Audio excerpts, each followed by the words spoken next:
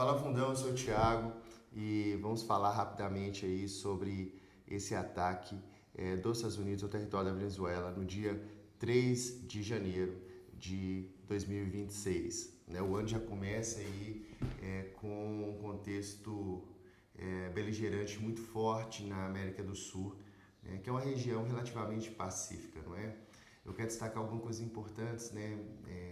A primeira é que Donald Trump colocou nas suas redes sociais que realmente os Estados Unidos atacou a Venezuela, né? Além das imagens que foram feitas por populares ali na Venezuela, do ataque, do início, e reafirma nessa nota, Trump reafirma que Maduro foi capturado junto com a sua esposa e retirado do poder.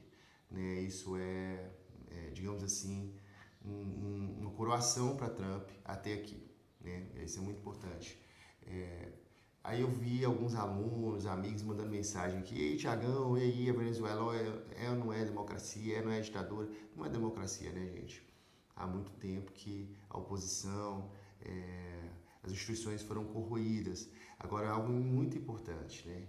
Não me parece que os Estados Unidos têm preocupação propriamente com princípios democráticos, já que a Venezuela tem a maior reserva de petróleo do mundo até então. Os Estados Unidos continua, tem uma empresa que Trump permitiu, continua fazendo atuação com o mercado venezuelano, até pela questão do preço do petróleo internacional também, e como nos lembram muitos especialistas como Oliver Sturgeon, a relação geopolítica ela é muito mais complexa, há uma complexidade muito mais ampla, né, do que essas dicotomias bem e mal, etc. Eu quero fazer rapidamente uma análise aí desde agosto de 2025 até agora em janeiro de 2026. Ali em agosto, os Estados Unidos dobrou a aposta da cabeça do Maduro, começou a enviar uma frota importante para a América do Sul, até chegar inclusive no principal porta-aviões do mundo, né, o maior para a região. Foi também explodindo ali embarcações, que a gente não sabe até que ponto que eram realmente do tráfico, do narcotráfico, e até que ponto que simplesmente era uma atuação imperialista dos Estados Unidos, no sentido de ser uma potência. Uma coisa importante também que a gente precisa entender é como que isso leva a América do Sul, arrasta a América do Sul para um contexto diante das potências.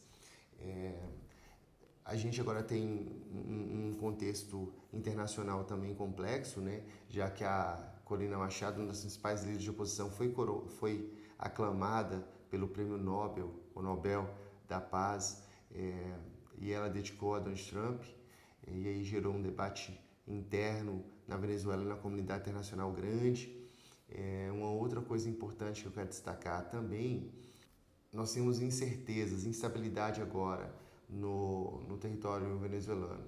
Primeiro porque foram atuações contundentes, mas muito específicas, e segundo o senador americano, o Rubio, que é o secretário de Estado, teria dito que a Venezuela está por encerrado. Né? De duas uma, né? Ou o regime colapsa por dentro, ou seja, tem manifestações populares, os militares não atacam os populares e o poder, enfim, o chavismo se colapsa. Ou nós temos a vice-presidente como o nome formal, a face, né? Inclusive agora exigindo uma prova de vida do Maduro e sua esposa, que tem boa interlocução com Rússia e China, e Cuba também, né? Ou ela segue no poder junto com o ministro da Defesa e outros homens importantes aí, militares, e é uma vitória simbólica dos Estados Unidos e de Trump, né? Ou até mesmo intervenção americana, mas aí precisaria de uma série de liberações por parte do Congresso americano, que podem vir, claro, Trump tem inclusive maioria, mas são análises importantes. Alguns amigos, alunos perguntaram aqui, eu acho que uma coisa importante que a gente precisa sinalizar é que os debates brasileiros muitas vezes são contaminados pelas nossas questões aqui no Brasil, né? Esquerda e direita, se é ditadura ou não mas coisas importantes que nos levam a pensar a partir do contexto de Trump é sobre como que a questão da soberania, das restrições, não é passar pano para nenhum regime ditatorial, mas se o governo dos Estados Unidos faz as intervenções que fazem, por que a Rússia precisa obedecer às regras internacionais sobre a Ucrânia? Por que no caso de Gaza e Israel precisam ser obedecidas as regras internacionais, né? Aí pegando o caso do Hamas. Então são debates muito amplos. Por que a China precisa respeitar e não vai atacar Taiwan e outras regiões? São debates que nos levam a refletir de forma profunda o contexto internacional, né? O papel da ONU e de outras instituições, né, diante das potências, como o Conselho da ONU é formado e pode ser limitado por essas potências permanentes. Enfim, são debates importantes. Eu espero que nessa gotinha aqui a gente tenha tido uma noção minimamente compreensível a partir da história.